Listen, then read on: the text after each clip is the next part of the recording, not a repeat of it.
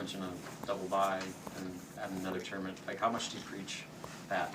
Or is it just kind of, this is just another opponent, finish the job? Yeah, I mean, everybody sees it and everybody knows what's at stake with this game. So, our focus has been really good in practice this week. It's a little bit of a unique situation with a bye going into your last game.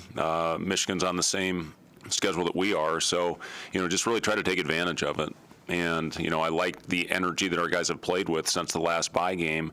And, we're playing some of our best basketball of the season. So it's important to finish this regular season off on a high note and hopefully go out and play well and do it for 40 minutes. Obviously, we haven't done a lot of that on the road this year. So this is an important last game for us, and I think our guys are ready.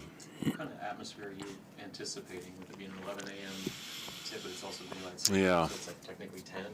It's their senior night, but their season is kind of gone off the rails a little bit. What are you anticipating that vibe being like? Yeah, I mean, it's that our body clocks, it'll be a 10 a.m. game, and you don't play a lot of those. We have had the benefit of playing an 11 a.m. game with Penn State a couple weeks ago. It's important in these early games to get off to a good start, and hopefully we can come out of the gate with good energy.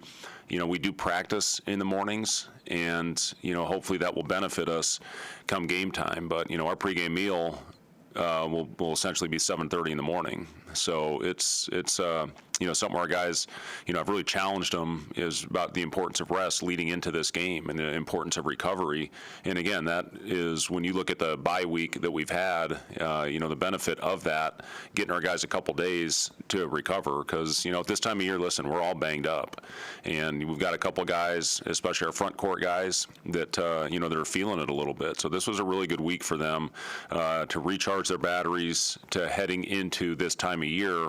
Not only this game, we'll get a nice little rest, whenever we play, whether it's Thursday or Friday, going into the conference tournament. And, then you're playing a lot of games in a short amount of time with very little prep. So, it's an important game for us. And, like I said, hopefully we finish this regular season on a high note. Even though Michigan's had a tough season, you always have to be prepared for, especially this time of year, for teams to kind of have that second win with the postseason in front of everyone. Yeah, I mean, the way I look at it, listen, they're a completely different team with Doug McDaniel on the floor. And you look at some of these recent games that they've played, it was a 8-point game against Purdue, the number one team in the nation, under 3 minutes to go. Michigan State, they were tied, under 90 seconds. So they've had games where they've had a chance to win. And, McDaniel makes all the difference in the world for this team. He's such a dynamic, one of the most dynamic players in our conference. And he is so gifted in finishing, getting in the paint where he can make plays for himself and others. And, they've got talented players around him that can shoot the basketball. So, it's for us, hopefully get off to a good start. They did hurt us in transition. They scored 18 points on us in transition the first game, and they play a lot faster at home. So that's going to be an important part of this game. Have to take care of the basketball, and they do a lot of things defensively. They'll change defenses up, and we're just going to have to run our actions with pace. Whatever defense they're showing, whether it's their press 2-2-1, 1-2-2, they've got a couple different zones that they'll play, and then their staple is man. So whatever they're in, we just have to keep our pace, and then hopefully play with an edge on the defensive end, which we've done a pretty good job of lately. With the exception of some possessions we'd love to have back against Ohio State. I think the edge that we're playing with on that end of the floor right now is as good as it's been all year. Reviewing the last time you played Michigan, just what stood out? What did you take away? Well, obviously we got off to a really good start, and I give Michigan credit. They hung in there. They cut that thing back to 15 after we got it, I think, to 30 at one point, and they kept coming. Had actually a chance to cut it to 12 on a 3. So they had a nice little run on us. They hurt us on the glass. They got 19 offensive rebounds against us, and like I said, hurt us in transition. So those are some things we're going to have to do a better job of on the road.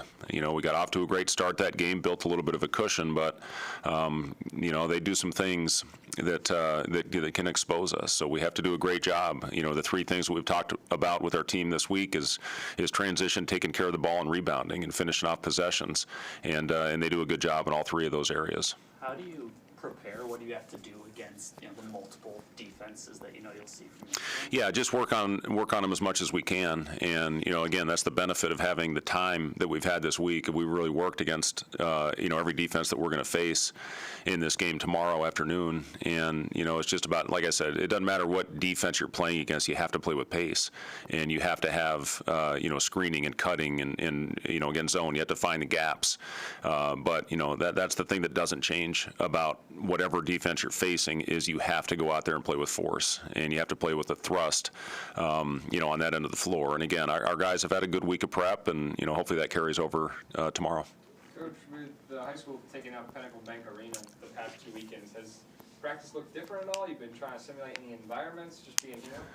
Not really. I mean, we practice here 95% of the time anyway. Really the only time we go over to PBA is the day before games. We just like the convenience of practicing in the facility. Hendricks has everything you need. The film setup here is exactly what you want, and so it really hasn't changed our prep, no. You mentioned the bye week being good for some of the front court guys. Rink in particular, how do you see him, as you head toward the stretch here? And how valuable has the sports science and Kurt Joseph, everybody been? Yeah, sports science, it really is a huge benefit for us, and I think we have the best sports science department in the country. And, for example, we do our jumps the day before games, and that'll show us based on how they compare to their baseline tests, how fresh they are going into the game. And pretty much everybody was either at their level or above going into this game. So, we set a load early in the week on what it was going to look like. We went really hard and physical on Thursday, and then you have tapered it off a little bit. We still went hard on Friday, and then today was more walkthrough just based on the early start tomorrow. So, just the benefit of having someone that's what their life revolves around, in the research and their PhDs in their field of what a week should look like. And as I've told you, I mean, the 1 week when they came up with the load, I threw it in the garbage. But we've really, at this time of year, you listen to it and try to get your guys as fresh as possible heading into the most important time of the year. Joe said last week, being a Lincoln native, he knew kind of the narrative of this program's history. He wanted to change that. That's a big reason he came here. What would it mean to you, without looking too far ahead, to make a little run here going into it? Yeah, I mean, it's listen, we can not get ahead of Sunday, of tomorrow. I mean, that's our sole focus right now, is tomorrow, and hopefully you go out and play well, finish on a high note, and then you worry about that as you go on. But I'll say this: we put ourselves in a good position right now, just based on our overall body of work, and Josiah has been a huge part of that. And I think he saw Sam Griesel in that similar situation last year. It's why Sam came back here, and unfortunately, with some adversity that we hit midway through the season, we weren't able to get there. But we talked about taking the next step, and we put ourselves in a good position to do that. So it's important for us, again, to finish playing well tomorrow, whatever the result is. We want to go out there and play consistent and play well for 40 minutes, and then worry about the next step, which is the Big Ten tournament. Has there been an update on Eli? Eli's doing better. He's starting to move around, and he's doing the non-contact drills out there, and then he's going with Kurt Joseph and getting a workout just based on whatever load that they want him to hit. And he still has some soreness in there as he's typical with a high ankle sprain, but he's really made good progress. And hopefully we'll get him back into some live drills next week. All right, thanks, guys. Thank you. Yep, thanks.